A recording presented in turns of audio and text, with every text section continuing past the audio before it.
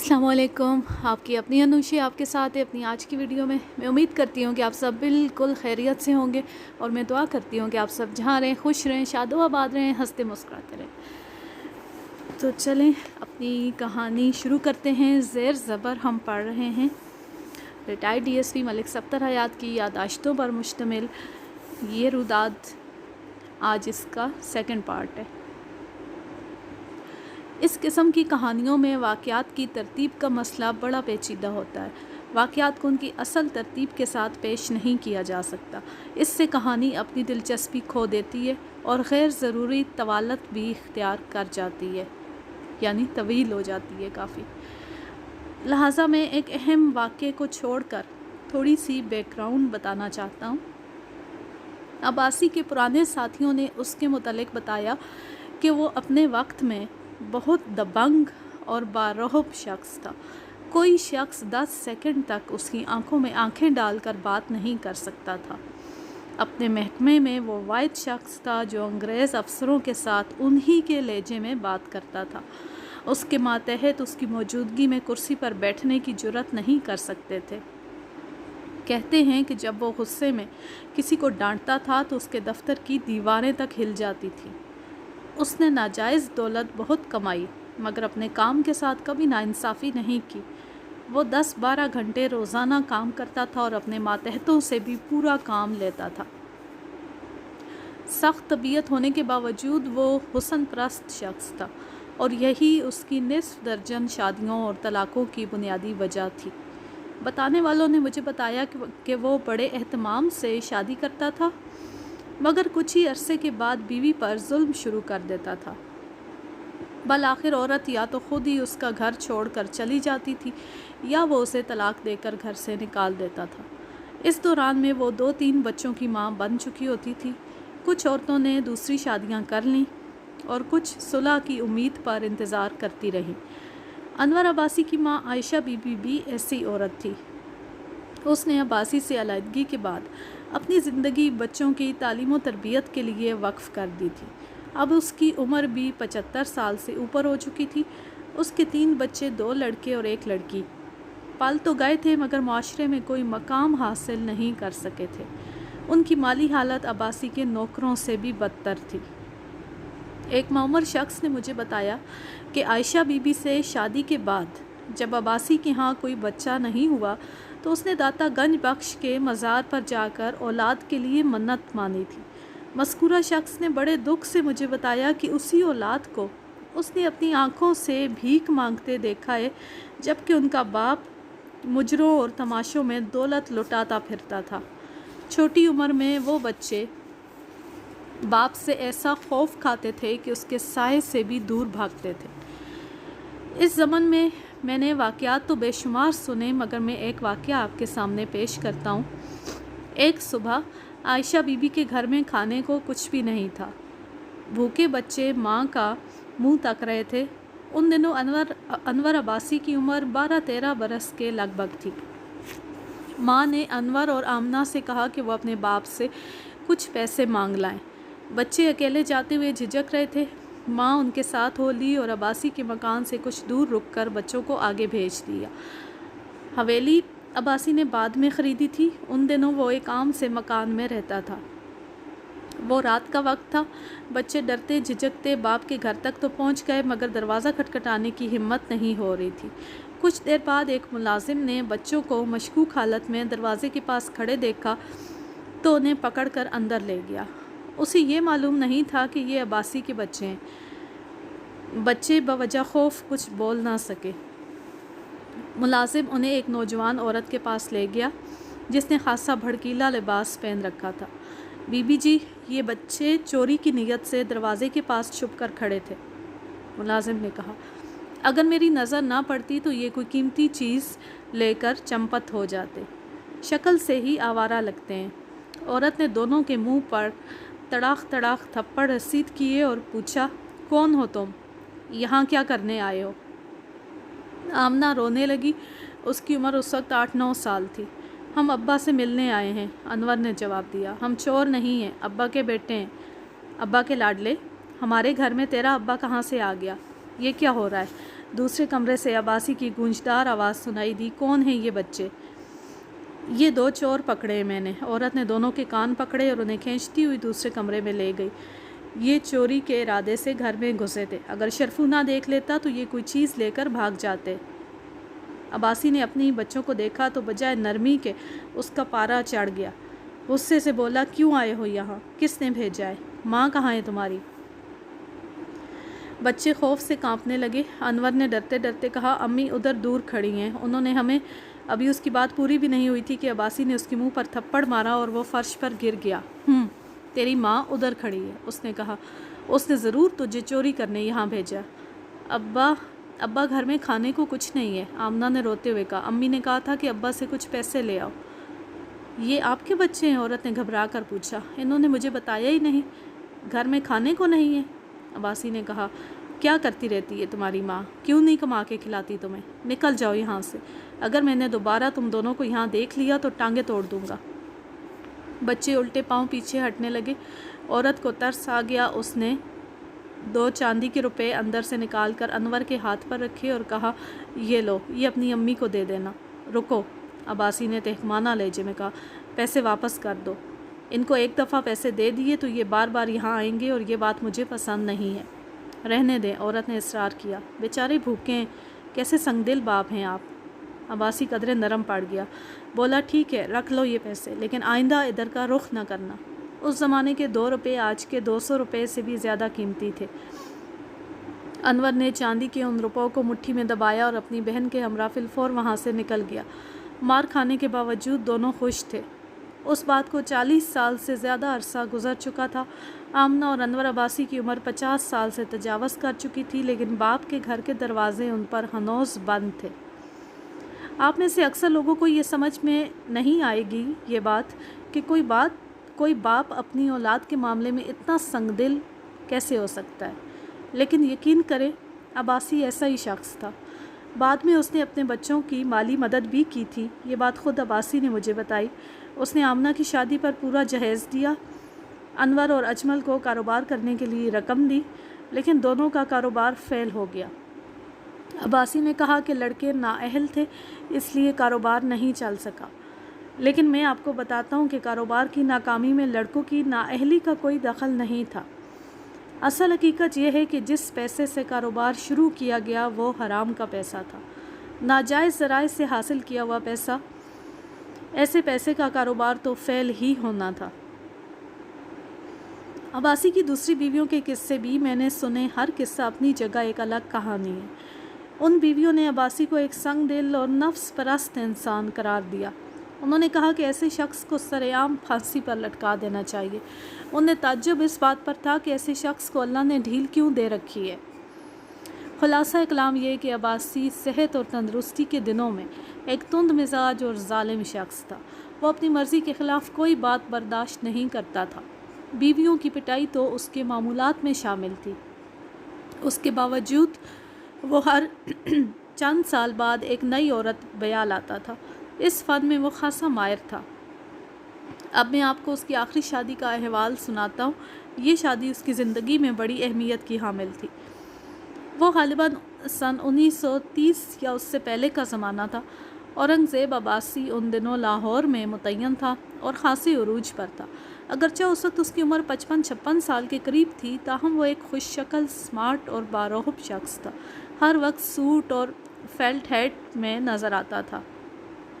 एक रोज़ उसे सरकारी काम के सिलसिले में कचहरी जाना पड़ा। वहाँ उसने एक हसीन और पुरकशिश लड़की को पुलिस की तहवील में देखा। लड़की की उम्र 20-22 साल के लगभग थी। वो 2 सिपाहियों की निगरानी में सेशन कोर्ट के बाहर खड़ी थी। उसकी परेशानी और बेबसी उसके हुस्न में इजाफा कर रही थी। अब्बासी ने लड़की को देखा और देखते ही उस पर फ़रिफ्ता हो गया। उस वक्त उसके साथ उसका एक असिस्टेंट और एक वकील भी था। तीनों एक अहम सरकारी केस में पेश होने के लिए वहाँ आए थे। अब्बासी लड़की को देखकर रुक गया। वकील और असिस्टेंट भी रुक गए। अब्बासी ने सिपाही से पूछा कि लड़की को किस जुर्म में गिरफ़्तार किया गया है। जनाब, ये बड़ी ख़तरनाक औरत है, सिपाही ने जवाब दिया। इसने अपने आशना की मदद से अपने शोहर को कत्ल कर दिया है। हम इसे अदालत में पेश करने के लिए लाए हैं। देखने में ये बहुत भोली लगती है। इसका आशना किधर है? अब्बासी ने पूछा। وہ موقع سے فرار ہو گیا تھا۔ سپاہی نے جواب دیا، یہ اس کا نام پتہ نہیں بتاتی، ہم نے سارے طریقے آزما کر دیکھ لیے ہیں، بڑی سخت جان عورت ہے، کہتی ہے کہ خود سولی پر چڑھ جاؤں گی پر اس کا نام پتہ نہیں بتاؤں گی۔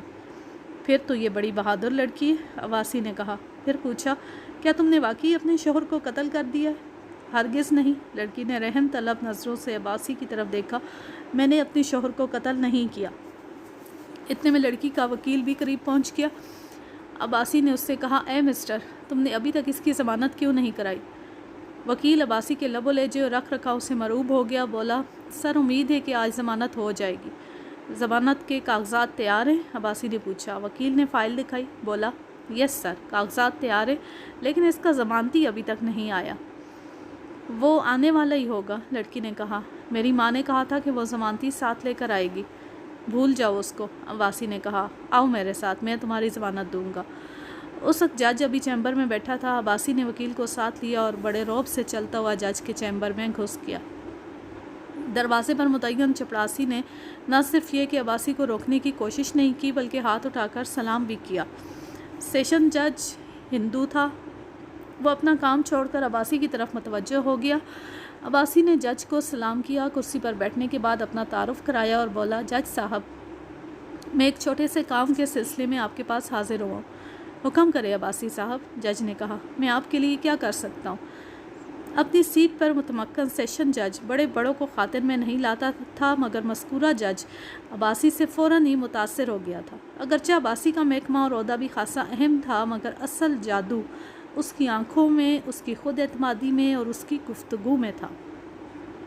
اس نے وکیل سے جو ہنوز کھڑا تھا ضمانت کے کاغذات لیے اور جج کے سامنے رکھتے ہوئے بولا، میں اس لڑکی کی ضمانت کروانا چاہتا ہوں، کاغذات تیار ہیں، صرف میرے دستخط ہونا باقی ہیں۔ دلچسپ بات یہ تھی کہ عباسی کو اس وقت تک لڑکی کا نام بھی معلوم نہیں تھا۔ جج نے کاغذات پر نظر ڈالی اور بولا، عباسی صاحب، آپ تھوڑا انتظار کر لیں، عدالت کی کارروائی شروع ہونے میں چند منٹ باقی ہیں، میں سب سے پہلے اسی کیس کو نمٹا دوں گا، وکیل استغاثہ کا موقف سننا بھی ضروری ہے۔ میں وکیل استغاثہ کو یہیں بلوا لیتا ہوں، عباسی نے کہا۔ پھر لڑکی کے وکیل سے مخاطب ہو کر بولا، جلدی سے وکیل استغاثہ اور لڑکی کو اندر بلا لاؤ، جج صاحب کا وقت بہت قیمتی ہے۔ اس نے جج کو بولنے کا موقع ہی نہیں دیا تھا۔ وکیل جلدی سے باہر گیا اور دونوں پارٹیوں کو اندر بلا لایا۔ عباسی نے سپاہیوں کو ڈانٹ کر باہر بھیج دیا اور جج سے کہا، یہ معصوم لڑکی آپ کی بیٹیوں کے برابر ہے، پولیس نے اس پر تشدد اور زیادتی کی ہے، اس کے جسم کے نازک حصوں پر تشدد کے نشانات موجود ہیں، آپ حکم کریں تو یہ لڑکی آپ کو تشدد کے نشانات دکھانے پر تیار ہے۔ آپ نہ صرف ایک جج ہیں بلکہ عمر میں اس کے باپ کے برابر ہیں، انصاف کی خاطر یہ لڑکی آپ کو اپنا جسم دکھانے کے لیے تیار ہے۔ معمر جج یہ بات سن کر پریشان ہو گیا۔ لڑکی نظریں جھکائے معصومیت کی تصویر بنے جج کے سامنے کھڑی تھی، یوں لگتا تھا جیسے وہ جج کے اشارے کی منتظر ہو، لیکن یہ بات ظاہر تھی کہ جج ایسا مطالبہ نہیں کر سکتا تھا۔ عباسی نے محض نفسیاتی حربہ استعمال کیا تھا جو ٹھیک نشانے پر بیٹھا تھا۔ بوڑھا جج لڑکی کے حسن اور عباسی کی باتوں سے متاثر ہو گیا۔ وکیل استغاثہ نے ملزمہ کا ریمانڈ حاصل کرنے کے لیے دلائل دینا شروع کر دیے، لیکن جج نے دلائل مسترد کرتے ہوئے لڑکی کو عباسی کی ضمانت پر رہا کرنے کا حکم جاری کر دیا۔ عباسی لڑکی کے ہمراہ باہر نکلا تو اس کا اپنا وکیل پریشان کھڑا تھا۔ سر جلدی کریں، اس نے کہا، ہمارے کیس کی آواز پڑ چکی ہے، آج میں عدالت میں پیش نہیں ہو سکتا۔ عباسی نے کہا، جا کر ہفتے 10 دن کی تاریخ لے لو۔ اس اثناء میں لڑکی کی ماں بھی عدالت میں پہنچ چکی تھی۔ اتفاق سے اسے کوئی ضمانتی نہیں مل سکا تھا۔ جب اسے پتہ چلا کہ ایک نیک دل شخص نے اس کی بیٹی کی ضمانت کروا دی ہے تو خوشی سے اس کی آنکھوں میں آنسو آ گئے۔ اس نے عباسی کا شکریہ ادا کرتے ہوئے کہا کہ وہ کسی دن ان کے گھر آئے اور انہیں خدمت کا موقع دے۔ میں ابھی تمہارے ساتھ چل رہا ہوں، عباسی نے کہا، میں تمہیں اس کیس کے سلسلے میں بہت سی باتیں سمجھانا چاہتا ہوں۔ عورت ہچکچانے لگی، دراصل بات یہ ہے کہ ہماری رہائش کسی اچھے علاقے میں نہیں ہے۔ عباسی تو عورت کی وضاحت دیکھتی سمجھ گیا تھا کہ وہ کس طبقے سے تعلق رکھتی ہے۔ اس نے کہا، ارے مجھ سے کیا چھپاتی ہو، میں تو آدمی کی ہوا سونگھ کر بتا دیتا ہوں کہ وہ کس علاقے کا رہنے والا ہے۔ تم ٹیکسالی کی رہنے والی ہو نا؟ جی ہاں، آپ ٹھیک سمجھے، عورت نے کہا، ہم وہیں کے رہنے والے ہیں۔ وہ جگہ آپ جیسے شریف لوگوں کے لائق نہیں ہے، हम अनकरीब वो इलाका छोड़ने वाले हैं, फिर आपकी दावत करेंगे। दावत को जहन्नम में डालो। मैं तुम्हारी बेटी के लिए परेशान हूँ, चलो मेरे साथ। उसने तांगा किया और माँ बेटी के हमरा उनके घर पहुँच गया। घर में तबले सारंगियाँ भी थीं और उनके बजाने वाले भी थे। वो सब अब्बासी का क्रफर देखकर मरूब हो गए और झुक झुक कर उसे सलाम करने लगे। अब्बासी ने औरत को खाना तैयार करने का हुक्म दिया और लड़की के साथ एक अलग कमरे में जा बैठा। उसने लड़की का तफसीली जायज़ा लेते हुए पूछा, पहले तो ये बता कि तेरा नाम क्या है। मेरा नाम सरवर जान है, लड़की ने शर्माते हुए जवाब दिया।